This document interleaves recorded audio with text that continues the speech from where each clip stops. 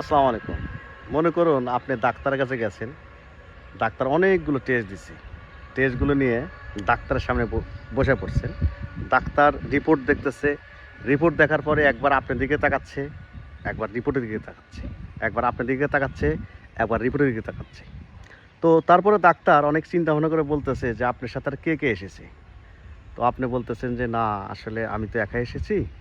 তো তো বলতেছে যে একা এসেছেন যেহেতু সেহেতু তো আপনাকে তো সব কথা বলতে হবে। তখন আপনাকে বলতেছে ডাক্তার যে কীভাবে কথাটা বলি, আপনার তো আসলে যে অসুস্থতা হয়েছেন আপনি আসলে 2 মাস বাঁচবেন। এই কথাটা শোনার পরে আপনি হতভম্ব হয়ে গেলেন যে আসলে কী ঘটনাটা কী।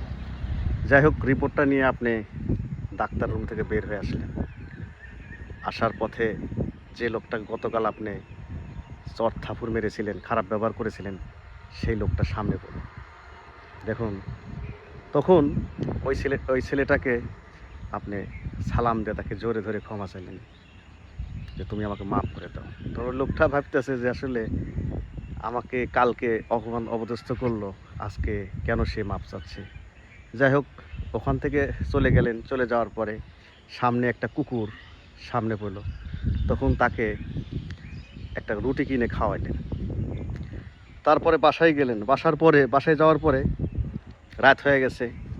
বাবা দেখেই বলতেছে, হেই হতচ্ছাড়া ছলাইছে, কাম নাই কিছু নাই, আইসা ওকে খাইতে দাও।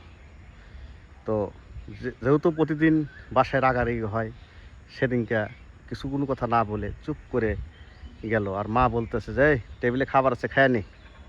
তো যাই হোক টেবিলে খাবার আছে, খাবারগুলো খেয়ে নিয়ে খাইতে খাইতে আজান দিল। তখন সে নামাজ পড়ে না ব্যক্তিটা, তখন সে নামাজ পড়তে গেল। নামাজ পড়ে এসে রাতে শুয়ে পড়ছে।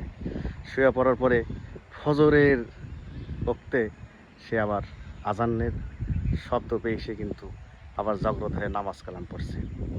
তারপরে সেই বাবার বাড়ি গেল। বাড়িতে লোকজনের সাথে সবার সাথে ভালো ব্যবহার, কারোর সাথে খারাপ ব্যবহার না।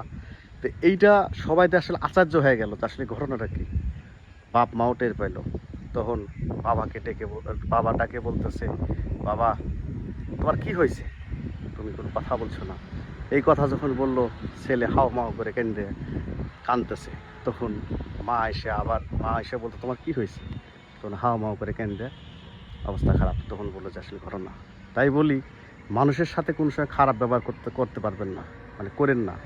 কারণ মানুষের কখন কি হয়ে যায়, একটা রিপোর্টই আপনার লাইফটাকে চেঞ্জ করে দিল। কিন্তু আপনি কি ছিলেন, কত খারাপ ছিলেন, মানুষের সাথে খারাপ ব্যবহার করতেন,